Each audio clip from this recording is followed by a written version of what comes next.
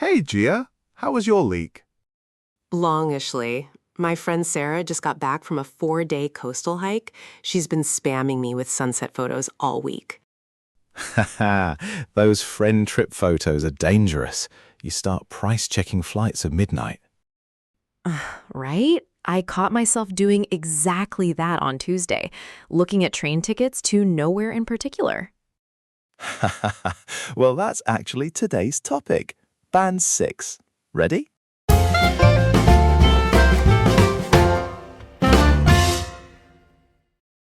Good afternoon. Could I have your full name, please? Yes, my name is Jia. You can call me Jia. Now, let's talk about travel. Do you enjoy traveling? Yeah, I do actually.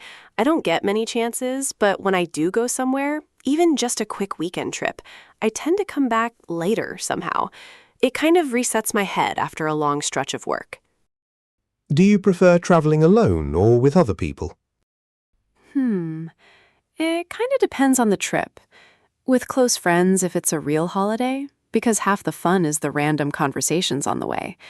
But for a short city break, I actually prefer going on my own. It's easier to make the most of the time, you know? All right, thank you. Now, I'd like you to talk about a topic for 1 to 2 minutes.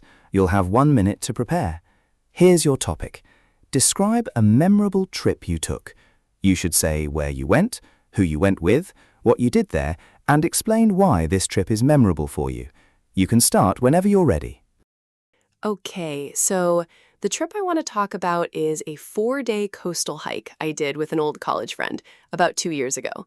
It was kind of a once-in-a-lifetime thing for both of us.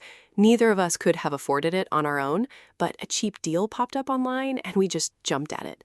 We went to a stretch of coast a few hours from the city, where the cliffs drop straight into the sea and the trail just sort of follows the edge for miles. We tried to make the most of the 4 days we had. We walked maybe 20 kilometers a day, ate fish and chips in tiny villages, and stayed in a little family-run guest house where the owner kept feeding us tea even when we said we were full. The reason it really stuck with me, honestly, was the second evening. We'd finished our walk, we were sitting on this empty beach watching the sun go down, and it hit me. My brain was completely quiet for the first time in maybe 6 months. No emails, no notifications, no mental list of things to do on Monday. Even now, when work gets loud, I can pull that exact image up and feel a little bit of that calm again. It wasn't a dramatic trip, no big adventure, but I think it taught me that the memorable bit isn't always the activity. It's the moment your head finally catches up with where your body is. Now, let's talk more generally about travel. Why do you think people choose to travel? I'd say most people just want a break from the routine. Work and city life kind of pile up on you, and going somewhere new, even just a couple of hours away, resets things a bit. Some people travel to learn about new cultures too, but honestly, I think the bigger reason is the chance to feel like a slightly different version of yourself for a few days. A warm, friendly British English host in his late 30s, a favourite teacher chatting with a student, conversational pacing, a light smile in the voice, natural contractions, not formal, not lecturing, approachable and relaxed. Has the way people travel changed in recent years? Yeah, a lot, I'd say. Booking is way easier now. I can plan a whole weekend trip on my phone in about 20 minutes. But also, people share everything online, so popular spots get crowded much faster than before. A lot of friends I know are starting to chase quieter places now, partly to make the most of being away from screens for a few days. Do you think it's better to take one long trip or several short ones? I'd lean towards several short ones, to be honest. Long trips sound great on paper, but you get a bit tired halfway through and the magic kind of fades. Short trips, you've only got a few days, so you naturally make the most of every hour. That said, a once-in-a-lifetime trip, somewhere you may never see again, probably needs to be longer. Do you think travel really changes a person? I think small trips don't really, no. But a longer trip, or one where something unexpected happens, can shift how you see things. It might not hit you straight away. Sometimes it's months later, when you notice you're a bit more patient or less stressed about small stuff. Even now, 2 years on, I notice that one trip I just told you about still affects how I handle a bad week. All right, nice work there, Jia. Before we wrap up, let's go back and look at a few of the expressions you used. I want you to really lock these in. Yes, please. I'd love to get these down properly. First up, it hit me. Now, Jia, when you hear that phrase, what's the picture in your head? It's almost like a thought arriving suddenly. Not painful, but you can't ignore it. Like the realization just lands on you out of nowhere. Exactly that. And the magic is, it turns an internal moment into a scene. Instead of saying, I felt calm, you stage the moment. The listener actually feels it land with you. Oh, got it. So it's not really teaching new vocabulary. It's a way of pulling the listener inside the memory with me. Spot on. And you used it beautifully in your part too. You said, we were sitting on this empty beach watching the sun go down, and it hit me. My brain was completely quiet. Yeah, that line just came out. It felt much more honest than saying I felt calm, which would have sounded like a postcard. Right, and that's the band lift. Band 5.5 candidates default to I felt happy or I was relaxed, both flat. It hit me adds a beat of arrival. The listener gets to feel the moment with you, not just hear about it. One thing to watch, the pronoun is fixed as me, never to me or on me. And use it once per long answer. If you double up, the impact fades fast. One more to bank. I was halfway home when it hit me. I'd left my phone on the train.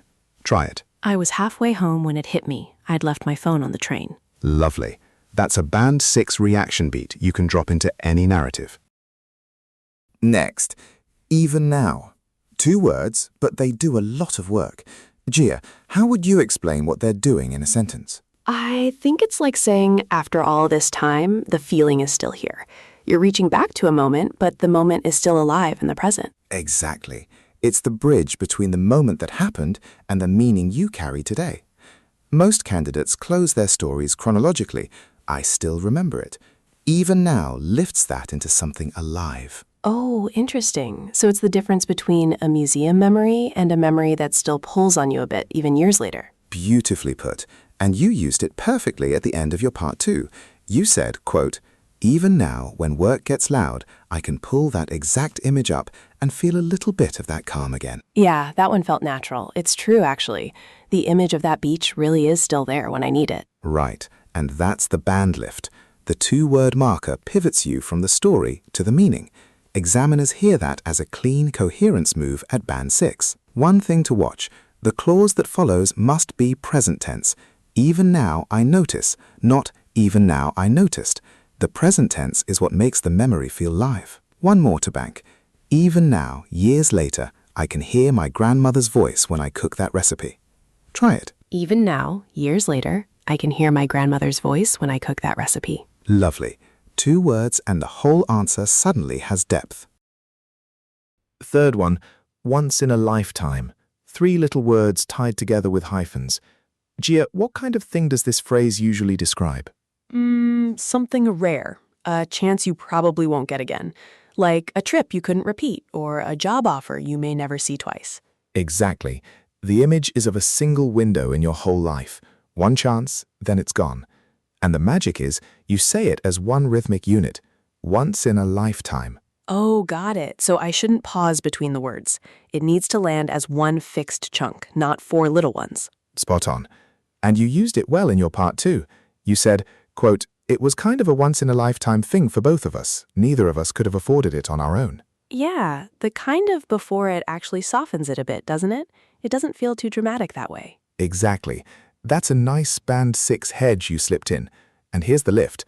Most candidates default to, it was very special, or I cannot have it again. Once in a lifetime carries the same meaning in one native chunk. One thing to watch, it works best as a pre-modifier. Put a noun right after it. A once-in-a-lifetime trip, a once-in-a-lifetime chance. Saying, this trip was once in a lifetime, feels stranded. The chunk wants a noun to land on. One more to bank. She got a once-in-a-lifetime chance to study in Tokyo, and she took it without thinking. Try it. She got a once-in-a-lifetime chance to study in Tokyo, and she took it without thinking. Perfect. One chunk, one rhythm. That's yours now. Last one, make the most of. Jia, what's the feeling baked into this phrase? I think there's a clock running in the background. You only really say it when something is limited. Time, money, a chance that won't come back. Exactly. The constraint is built into the phrase. You don't make the most of something you have unlimited access to. That's why it always pairs with a limited resource. Oh, that's helpful. So the phrase basically signals to the listener, I knew the time was short, so I worked with it on purpose. Spot on. And you wove it through your whole answer. In your part 2, you said, quote, we tried to make the most of the 4 days we had. We walked maybe 20 kilometers a day. Yeah, and I think I used it again in part 3 too, almost without thinking. It just fits any time you're squeezing value out of something small. Right, and that's the band lift.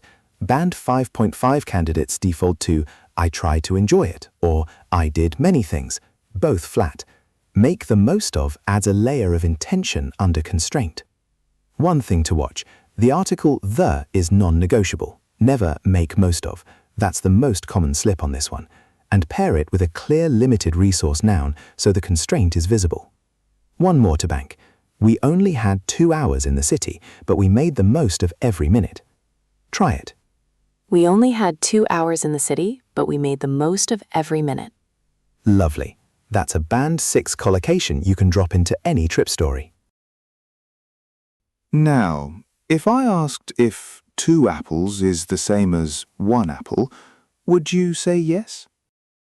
Okay, so the trip I want to talk about is a 4-day coastal hike I did with an old college friend about 2 years ago. It was kind of a once-in-a-lifetime thing for both of us. Neither of us could have afforded it on our own, but a cheap deal popped up online and we just jumped at it. We went to a stretch of coast a few hours from the city where the cliffs drop straight into the sea and the trail just sort of follows the edge for miles. We tried to make the most of the 4 days we had. We walked maybe 20 kilometers a day, ate fish and chips in tiny villages, and stayed in a little family-run guest house where the owner kept feeding us tea even when we said we were full. The reason it really stuck with me, honestly, was the second evening. We'd finished our walk, we were sitting on this empty beach watching the sun go down, and it hit me. My brain was completely quiet for the first time in maybe 6 months. No emails, no notifications, no mental list of things to do on Monday.